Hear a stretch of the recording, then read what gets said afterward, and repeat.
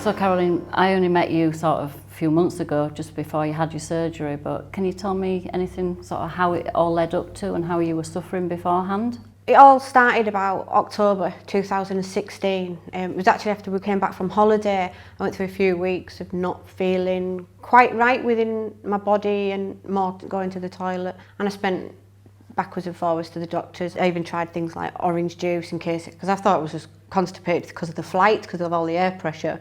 Went to the doctor was like, oh, maybe a bit of IBS, we'll give you some peppermint tablets, and carried on. And didn't really change much of my diet to start with, but it didn't get any better. It progressively got worse and the toilet trips got worse. And then I think it was about maybe the March time, I finally went back to the GP again and said, look, it's not getting right. Is there anything else we can do?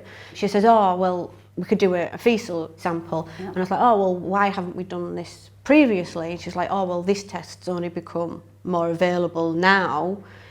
It wasn't available back then. I finally got my results for my calprotectin and they came back raised. And at that point I went to see a consultant. I explained this to him. He took all other relevant information, had a check on my stomach and said, right, we'll send you for a colonoscopy. That give you a more definite diagnosis? After I had it done and I'm laid in the recovery, there was nothing on the pictures that showed at that point whether it was Crohn's or colitis. I was a bit disappointed at that point because I thought I might have walked away that day with some inkling, whatever was to come. I finally got a letter to go and see the consultant at Harrogate. He told me it was ulcerative colitis, left-sided ulcerative colitis. And what about family life? Because you've got 2 children, and obviously, how was it affecting you when you went out for days? I wouldn't eat on going out because I was worried that I'm about going to the toilet or finding a toilet. Days out were sometimes cut short. Or if I'd have a day out, I'd go home and the next day I'd spend pretty much all day in bed because all my energy would just be completely gone. Yeah. So from going back to your consultant and having tried all the different treatments and medications and they weren't working, you obviously came to that decision to have your surgery. With UC, there's obviously a couple of surgeries that you can have done. You can choose to have your large bowel removed and keep your bottom end, which means that you can go on and have further surgery and have an internal pouch. And I know you talked about that with me and sort of you've researched it. But then the other option is that you have the whole large bowel taken away and your bottom end, and you have your bottom end sewn up. What made you make the decision to go for the whole big surgery? Because it was big major surgery that you were going to have done. I'd done research before I went to the surgeon.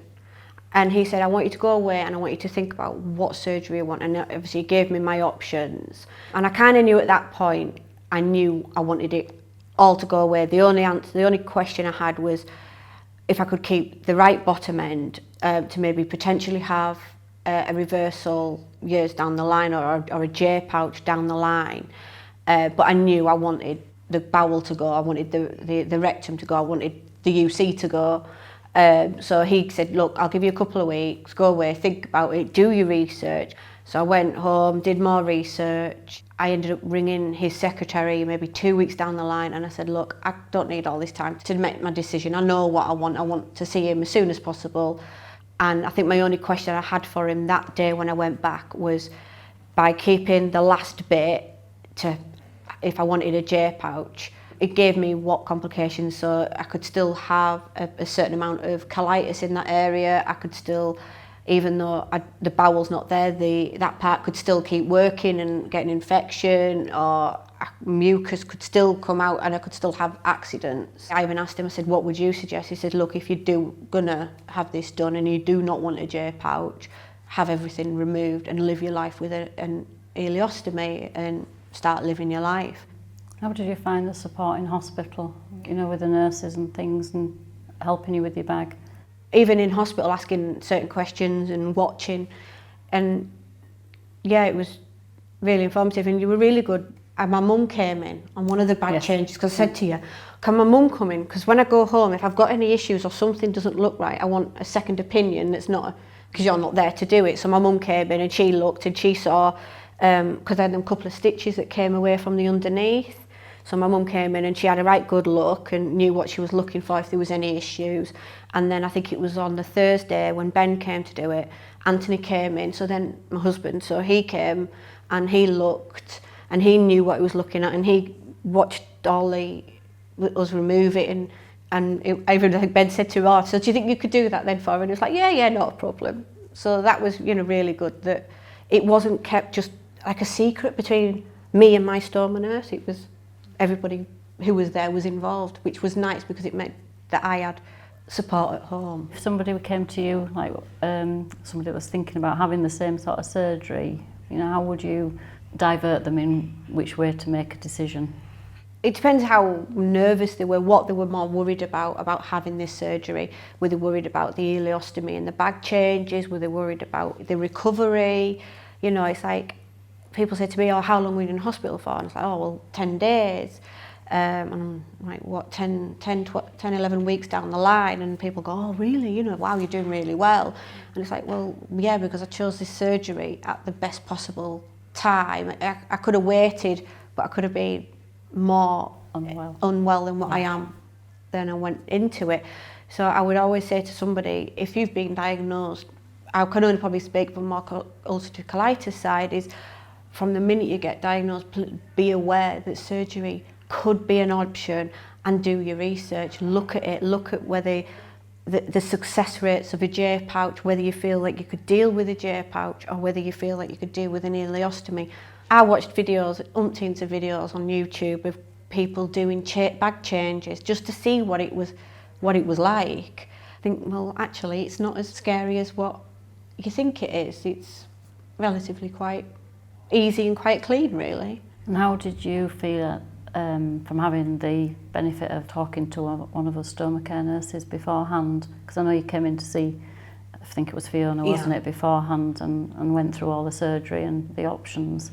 It reinforced what the research had already done, and then I was actually hearing it from a medical profession that what my options were and the success rates of X, Y and Z, and also what could potentially happen on the negative side I was made very aware of. But even then, the positive of having an ileostomy and not having the ulcerative colitis outweighed it. I know it was the best decision that I could have ever made. And having this as a permanent ileostomy, it means that that's it. I don't have to worry about much anymore. One of the things that I found really useful is the home delivery service. Once I'd come out of hospital, because I wasn't able to drive, I got in contact with Medilink, who have been really helpful of putting my prescriptions in and everything. Because originally, when I'd go in and all to the surgery, I wanted my pharmacist to provide with everything. But obviously, you don't take that consideration when you come out of hospital. You can't drive to get anywhere. So I went with Medilink. And did you find that service? Well, I know you're still using it, so obviously you are finding it helpful. Yeah. But has it been a good service to use up to now? The people that I've spoke to when I've rang have been really good, really informative, really helpful. I could ask anything regarding any Stoma Care or products, and they knew exactly what I was talking about. They were great. I didn't feel like I was talking to a machine. Yeah. They knew what they were dealing with, and especially when I'm going back to work, which I'm really looking forward to getting my life back and maybe having a bit more fun than I've had and not having to worry about the toilet situation. That's gone, and I can't wait to start living life differently, but for the better, and getting on. We've only been like 10 weeks, and how far you've come from before surgery and where you're at now, you've done really, really well. And I think you'll get there. This is actually giving me my life back. Yeah, learning to live with it and start living again. Not that my life did stop. It's a quality. Yeah. Good.